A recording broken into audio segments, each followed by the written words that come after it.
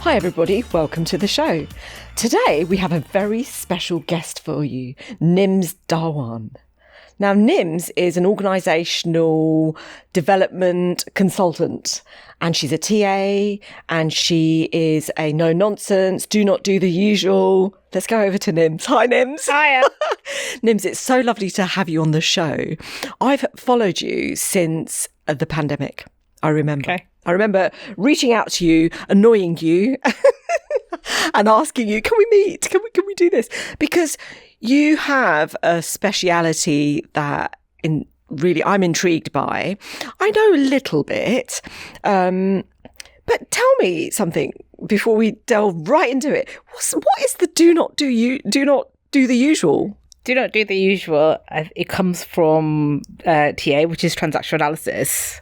And I use do not do the usual or don't do the usual as a way of actually interrupting our everyday autopilot patterns. So this is about actually, can we do something different today? Or can we step out of our kind of usual way of working and try something different? That's really fun as well, isn't it? It is fun. It's like a fun way of breaking a pattern. Yes. I love that. Yeah. Very good. Thank you. That strapline, that got me. I just remember following you and thinking, who is this lady? So, Nims, one of the questions that I ask all of my guests is a question about their early career. You know, you can go back as far as you want to. How did it all start for you? Lessons, mentors, moments? I didn't think I kind of really set out to become a organisational consultant or, you know, a certified transactional analyst or any other hats I wear. I did not set out to do that at all. I think I've kind of ambled into it as maybe most people do. I think my early careers piece was around I wanted to obviously work with people, but in doing so, I didn't want to kind of do the same old, like just churn the wheel, which is you go in, do a job and you leave. And I found most of my time actually thinking about how can I make this process better, or how can I make this person's experience better, or how can I change things so it improves the experience that people are having, whether that be like the people in the organisation or externals, because I was at that time being like recruiting people. So, and someone turned around and said, oh, you're doing kind of change work and you're doing OD work. I'm like, what is this change in OD work you're talking about? And that's kind of basically when it all started for me. Wow. So you mentioned TA. What is TA? Explain what that means. So transactional analysis is, I would say, like an offshoot of psychoanalysis, so from Freud. And it's like a really obscure branch of psychology. And it covers probably like 2 or 3 main areas. One, it's like a theory of communication. So how are we relating with each other or in groups or in our family systems? It's also a theory of personality. So how did we come to be? And who are we? And then there's obviously a developmental side around that as well. So it covers those kind of 3 main areas. And I like to say that there are 4 different flavours or fields that people use TA. There's psychotherapy, counselling, education, and organisational. Wow. So I know a little bit. I know that, you know, with the TA, it's like a triangle. You've got like the parent, child, adult. Yeah, so it's not triangle, but it's like 3 stacked circles. So it looks like a snowman. Okay. And then it's got the parent, adult, child in each one. So these are kind of what we call ego states. So ego states are, I would say, in a way, like describing metaphors of a consistent set of maybe feelings and behaviours that a person can have. So that's kind of what TA, what's the most popular probably theory of TA, which is the ego states model. Lovely. Wow. So did you say snowman? So it's 3 stacked circles. Okay. So if you look at 3 stacked circles on top of each other, it looks like a snowman. Ah, right. Okay. Got you. And are they in a particular order? Yeah. So parent at the top, adult in the middle, and then child at the bottom. Okay. Why in that order, would you say? Really interesting. I don't really know why it's in order, and perhaps there's something around the adult being in the middle as an ego state, and the parent and child being separated. Oh, interesting. Yeah. And I think the separation is actually quite important. Yeah. And there are different models of ego states, and they can become actually a really sticky area because there's different interpretations. Different people have different ways of looking at ego states, and you can apply the theory in multiple different ways. So it's a known sticky area for TA practitioners, the ego state model. And there are very different, people put child at the top, adult in the middle, and parent at the bottom. Yeah. Sometimes the circles are different sizes, and they're huge amounts of variations in them. And that's one of the things I love about TA, which is as a practitioner, you can kind of create your own ways of looking at TA and utilize it. Because I remember during the pandemic, a lot of agile coaches and consultants were looking at the TA model, and you were doing, quite a lot of kind of like sharing conferences and stuff like that. Yeah. And I was just fascinated by it. And you, for me, was the expert. It's like Nims knows. And I started to follow some of your kind of posts and stuff, and look into this. And I think there are patterns in other coaching modalities as well. Yeah. Like doing shadow work. So what would you say, like, how did it all really start, and any kind of lessons and mentors that you had? Like, how did you know? I think when I was doing kind of the more classical org development work, I trained to be a coach. So I've got my coach qualifications, and most coach qualifications have some element of TA, like you just talked about. There's different modalities in coaching, and that's kind of where it all kind of kicked off. I was like, oh my God, this is something. And I was like, oh, this is really intriguing, and I'm finding so much sense in probably what I experience in the theory. And from I'd say doing my coach qualification, which was back in 2017, to then actually fully qualifying as a certified transactional analyst in 2023, I went absolutely kind of all in and full tilt on it. So it was like a really kind of a rapid experience for me. And I learned a lot from very different people. And so you talk about kind of mentors, and I was reflecting on your question about mentors as I was driving here, and I was thinking, do I have a bit of an allergy to that word? Oh, yeah. Yeah. And I was just like, for me, it's like, who can I cognitively and psychologically spar with? And those are the people that I feel is I can really respect, but also want to learn from, as well as kind of having deep expertise in completely different areas of practice. So my mentors can range from my own son to clients that I have and work with, to friends that I engage with, my own actually professional supervisor, my manager. So there are kind of a wide range of people that I kind of experience those types of relationships with, and I wouldn't necessarily call them mentors in the traditional sense, but these are people who I can absolutely learn from and psychologically kind of spar with, and I learn something and I take something away from my interactions with them. Wow, profound. I find that fascinating because I'm the same in that regard, and learning from my kids. It just fascinates me. Learning from my mum and dad, and your kind of family systems. You never stop learning, do you? No, and I think there are some things you learn in your family system, especially when you're kind of growing up, and you think, how useful is this? And you see sometimes some of those dynamics being played out in organizations, and I find that really fascinating. And sometimes they are super useful.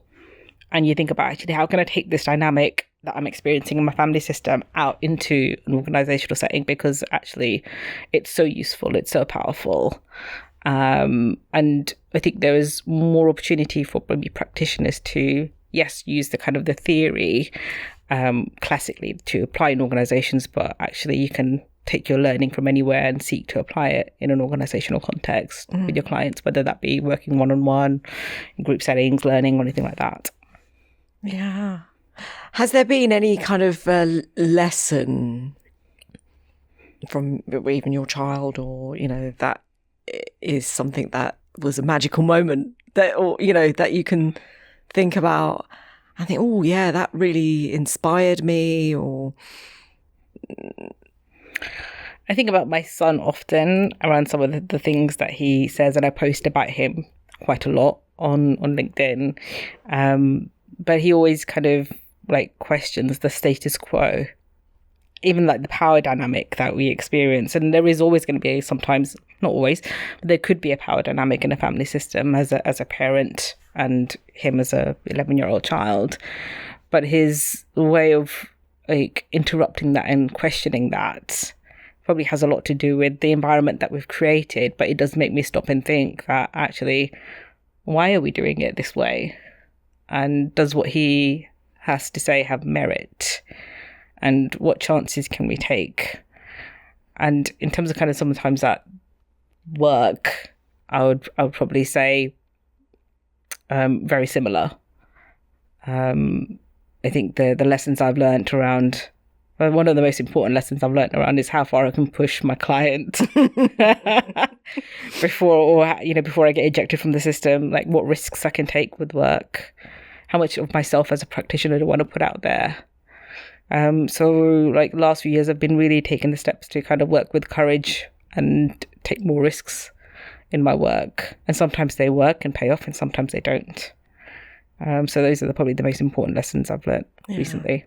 No, that's really interesting. It's a little bit like the AI, our AI in its infancy, how we are going to be challenged. We are being challenged. There's a lot of job displacement that's going to happen. There's a lot of change in the jobs,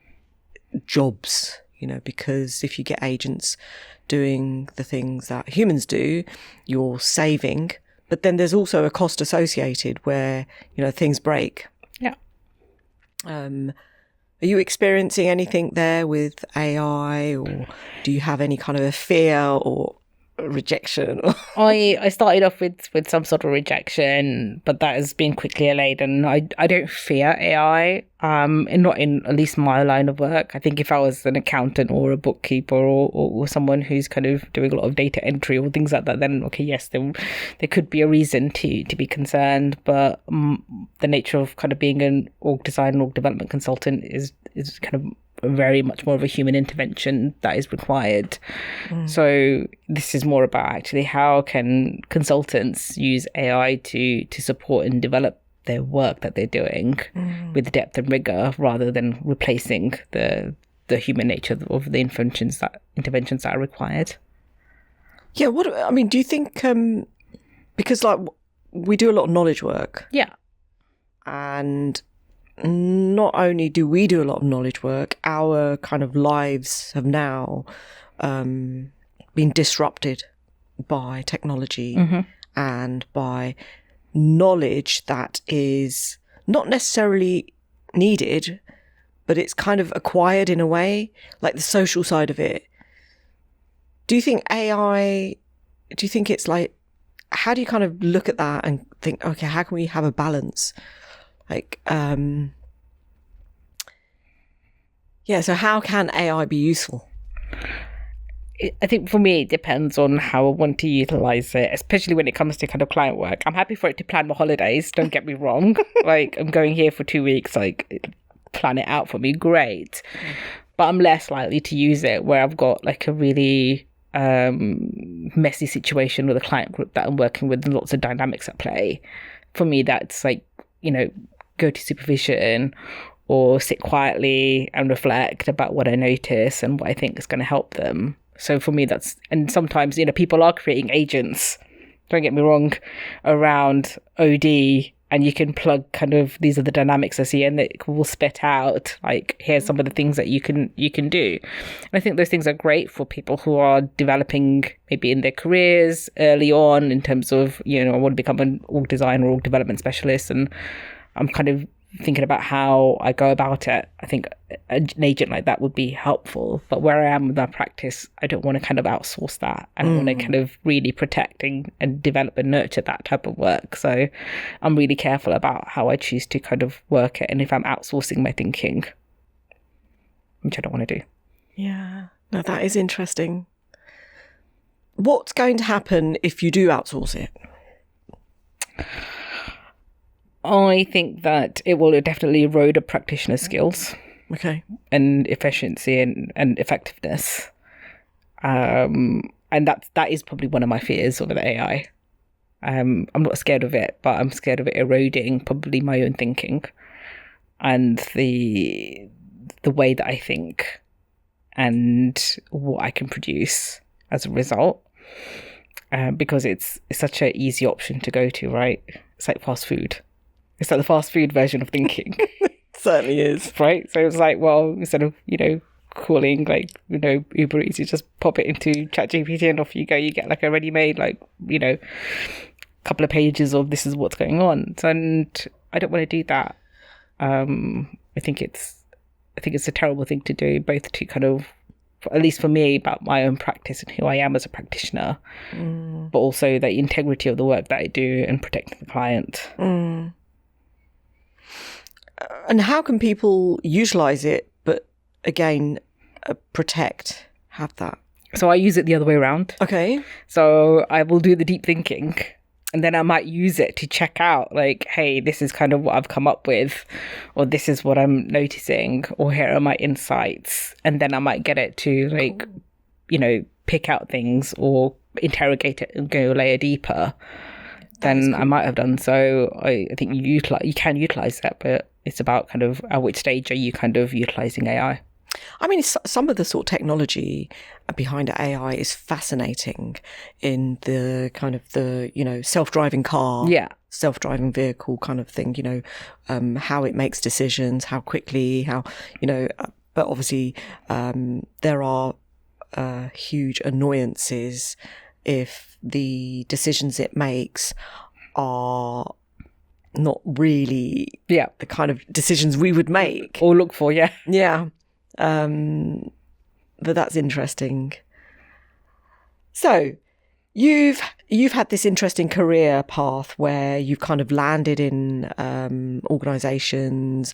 Somebody's identified, oh, you're this. Yes, they have identified me as something. Yeah, that I never thought. You never even thought about it. Yeah. And that's interesting as well. But then it's kind of taken you the lessons or, the mentors, like you say, into this specialist area. Yeah. So, Nims, what do you do? What do I do? I believe I wear multiple hats. So most people would say that I'm an organisational development consultant.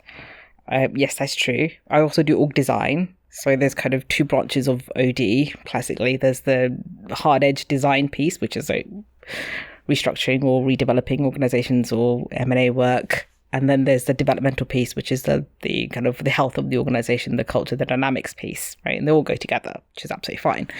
So that's part of my role in an organisation. I also teach TA. So I'm a provisional teaching and supervising transactional analyst. So on once a month or something, I will go and teach other practitioners who want to either complete their CTA or are interested in organisational TA. And then the final hat I wear is that of a supervisor. So a supervisor is someone who works with other practitioners, either on the coaching or the organisational work, to provide a much more of a systemic or a third eye perspective to understand what might be going on and what's their relationship to their work and what are the dynamics that they're experiencing.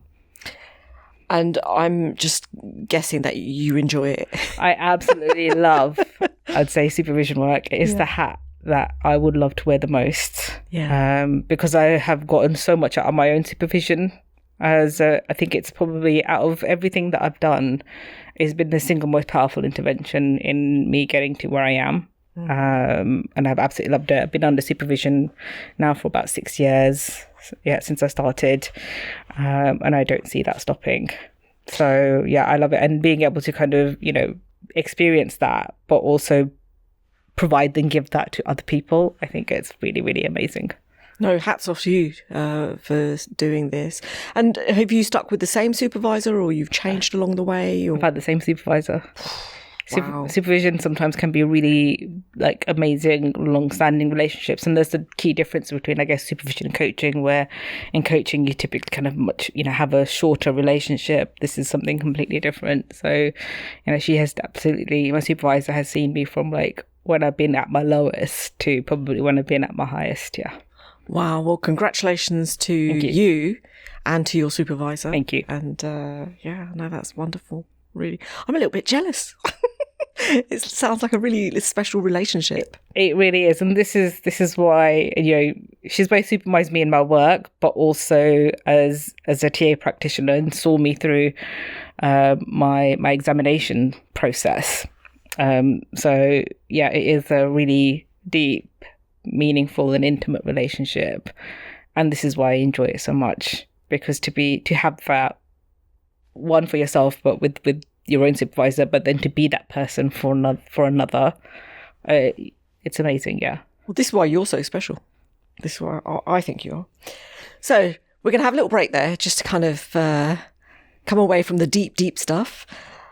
So this is one of my questions. What are you terrible at, but secretly enjoy? I don't know. I can't answer that question because I'm terrible at it, and I hate it. And I'll tell everybody what it is. I am the absolute worst project manager. I suck at it, and I absolutely detest it. Okay. And I'm fortunate enough now in my career where I'm such a specialist that I don't really need to do it, and I have other people who can support me. But planning is not my forte. Or any kind of administrative thing that requires a huge amount of detail required, or follow-up, something like that. No, don't do that. You made me laugh because, I thought you were going to say something like singing or karaoke. You know, I'm terrible at it, but I secretly do enjoy it. So I get the planning bit. Yeah. It's, you've got to have a bit of a talent there, haven't you? People got to really love what they do. And some people absolutely love project managing. And I know so many amazing project managers. Yeah. And I'm like, good for you. If that's what you love doing, go for it, do it. You're amazing at it. It's just not me. Yeah. And that's one of the things that I have learned, is that, you know, if you don't love something, you're going to be it's going to be absolutely rubbish. And I've known that from some of the work that I've had to do historically. And, it's been a real drag for me psychologically as well. Yeah. So do you not do any... So, you give it to other people. Yeah. I said to my client, I'm like, I will do this for you, but I need a project manager. Aww. So for me, it's like, and different organizations have different setups. And in my last organization, it's like you're the consultant or the change manager, and then someone actually comes in and supports the project management side of things, so you don't need to worry about it. So sometimes, you kind of get one and that's great. Or sometimes you basically go to your client saying, I'm going to need somebody to do this for me because that's not my role, or it's not something I'm great at. No, it's so important, isn't it? I mean, I knew when I was consulting, I knew I needed an accountant. Yeah. It's like I'm not hearing anything else. I'm getting an accountant. It's that simple. Another quick question: what book or movie changed your mind about something? Is there any kind of book or movie you can think about? I'd say the book that really sticks with me, weirdly enough, it's a TA book, but it's Claude Steiner's Emotional Literacy. Okay.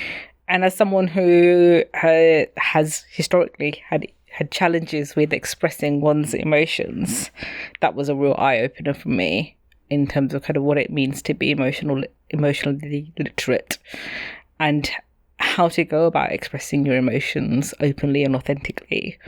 So that is the one book that I do remember and did actually massively help me and change my life. Wow. So it's called The Emotional Literacy. Emotional Literacy by Claude Steiner. I'll get the details and we'll link it onto the podcast.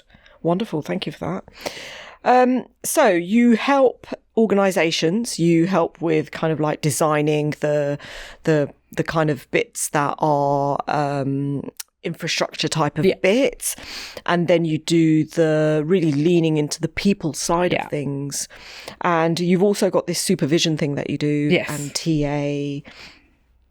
How do you maintain balance? By project managing effectively one's own life, which I know absolutely, talking about my previous comment, is challenging. But doing my own project management is okay. It's a necessary evil. Unfortunately, I cannot outsource that. And I have tried. My husband says no. But I balance it by thinking about what I can say yes to and what I can say no to. Some of the times I'm really honest with my employer, saying kind of this is kind of what I've got, and we negotiate about how we can make this work. And it's like the boring mechanics of it, like, you know, how effectively I use my annual leave, buy extra holiday, protect my time, and how could I kind of squeeze in things as and when I need to flexibly. So it's about what I'm saying yes to and have the energy to give and to give it my all. But also balancing, actually, my employer also comes first.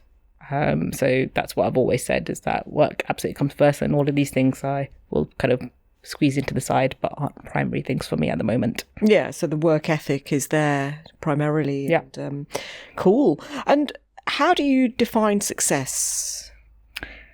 I hate the word success. Okay. Because I feel it's like so much of this external thing around what people believe it is, or what society perceives it should be, or your parents' perceptions of what success is. It's an external thing.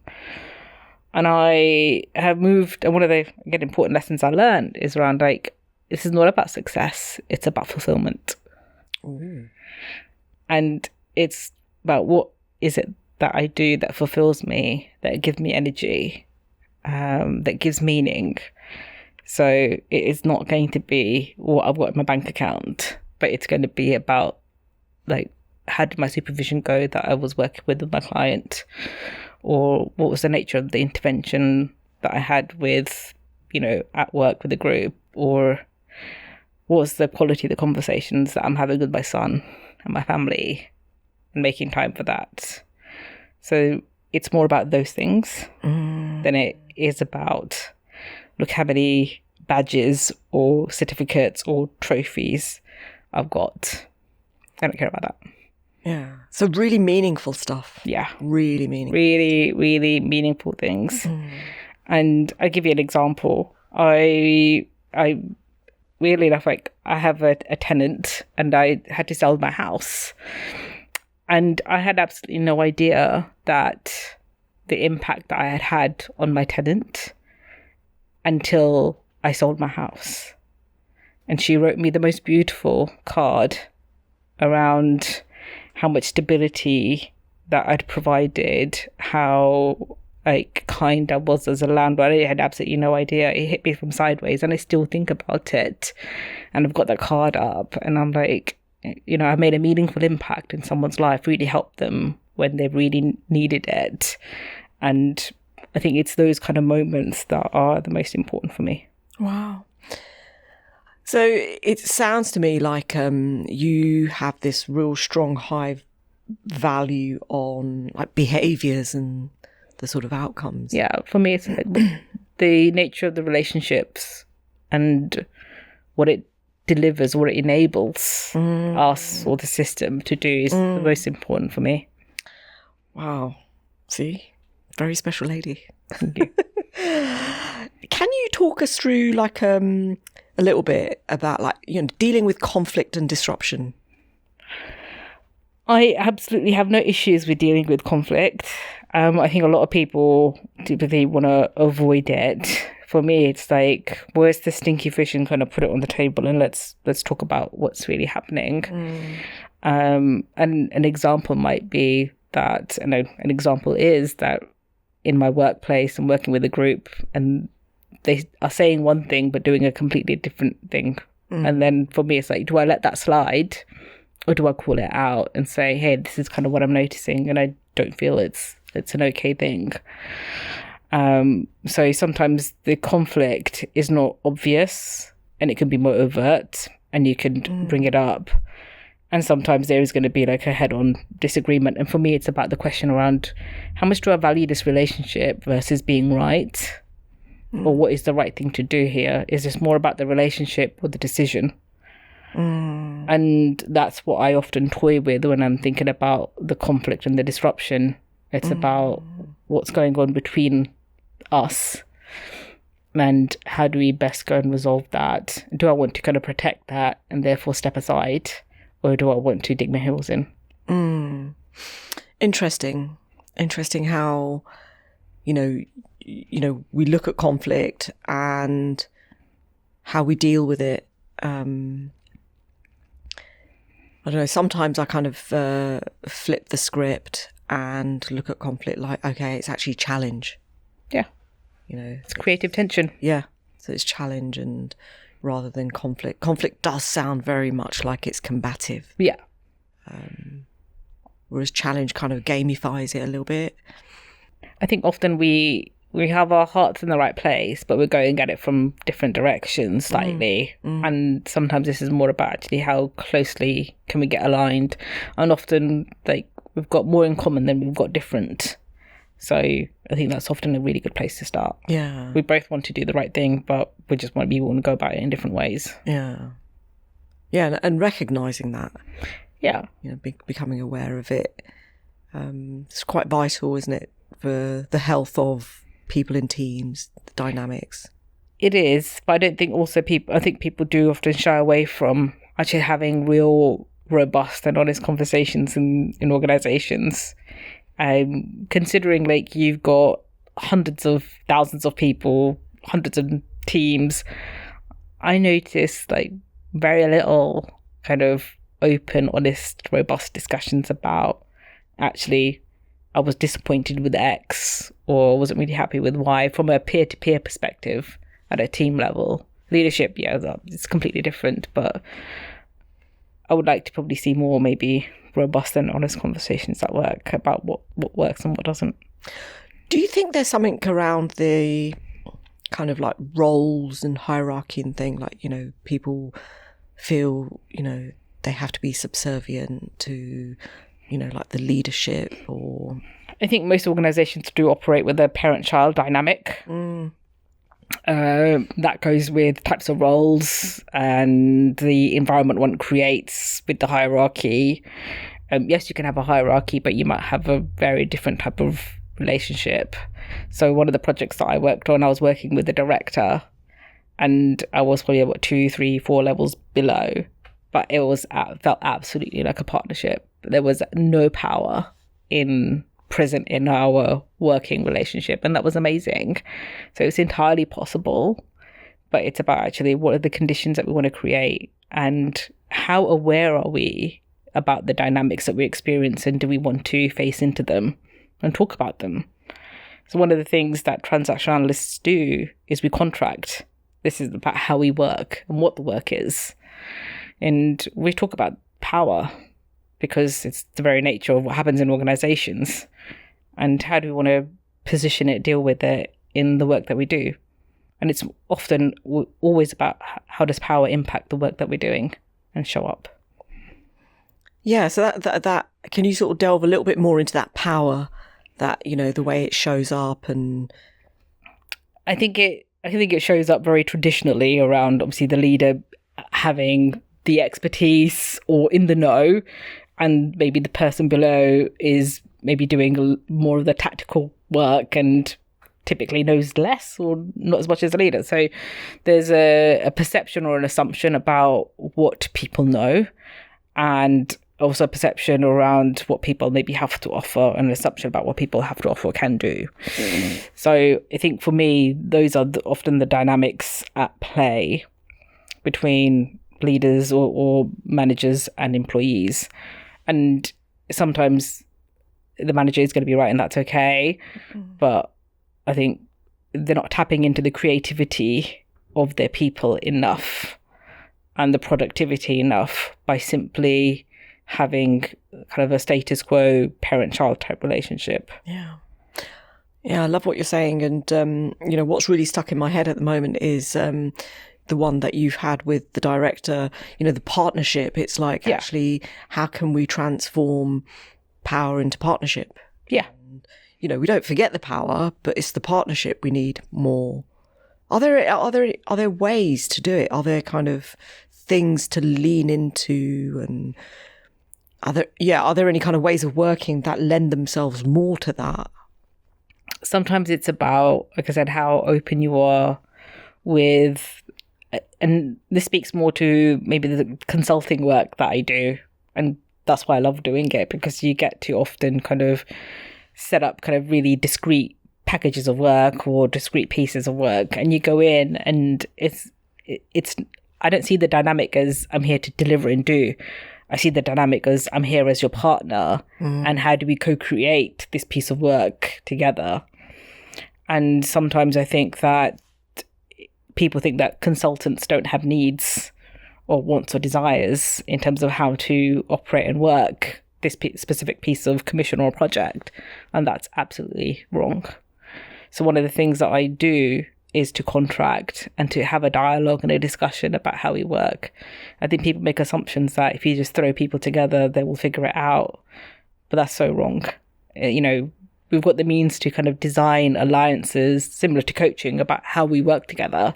So why not bring that into a wider organisational context? Yeah, that's beautiful. And it's so important. I just want to release this podcast like now. No, wow. I don't know. Let's just do a little 60-second question. What was the weirdest thing you believed as a kid? The weirdest thing I believed, and this is what my brother told me, that if I eat a watermelon seed, a watermelon's going to grow inside of me. That is the weirdest thing I believed when I was a child. Oh, bless. I know. I was terrified. Your brother? It was evil, yeah. Oh, he was definitely evil. Gosh. One more? Yeah, go, yeah. Okay. Do you have a useless talent? Do I have a useless talent? I think I do. If I see like a screen grab or like a 30-second shot of a movie, I know what movie it is. Oh my God. That's not useless. It's really good. Wow. That's brilliant. Wow. So when I'm like flicking through channels and things like that, all that shout, oh, that's that movie. So I really do like watching movies. Oh, bless. Wow. It seems like it. Definitely. Do you have a favourite one that's up there that you may return to time and time again? Or that I like watching over and over again? Or you don't get sick of it, basically? I'm trying to think. I mean, I've been stuck watching K-pop Demon Hunters for like so long because of my son. Oh. But the music is so catchy. I like watching Interstellar. Oh. Massively long movie, but it's so incredible in terms of what you learn about time travel and how it actually works. Wow. And there's the story of hope and change as well. So it's the movie that I probably look forward to watching the most. Oh, that definitely resonates. I'll have to watch that again. Yeah. Because sometimes, like, you watch something and then you watch it again, you see something different. Absolutely. And I love watching that film because I'm like, oh, I didn't really notice that before. Yeah. And I'll watch it again, yeah. Yeah. My favourite one of all time is, some people may find it boring, but it's Mrs. Doubtfire. I love that as well, yeah. Absolutely just love it. And, yeah, my favourite one. So we've spoken about your early career. We've spoken about what you currently do. And also, like how you define success, which is really interesting and very, again, that meaningful piece. Yeah. How can we kind of infuse that more into our world? For me, one of the things that I've learned is around being intentional. Okay. And it's about, I don't want to go out in the world, or what is it that I really want to achieve today? Or I'm spending this amount of time with this particular group because it's my piece of work. How do I want to do that? So some of it is around actually what intentions do I want to set myself to be able to kind of do those things, have those meaningful interactions. Otherwise, they could be just everyday type interactions and you could just kind of watch the world go by. So I think being intentional sometimes really helps, but also there's an element of you putting yourself out there. And sometimes that's going to work and work brilliantly. And sometimes it's not going to work and it will be a bit more challenging.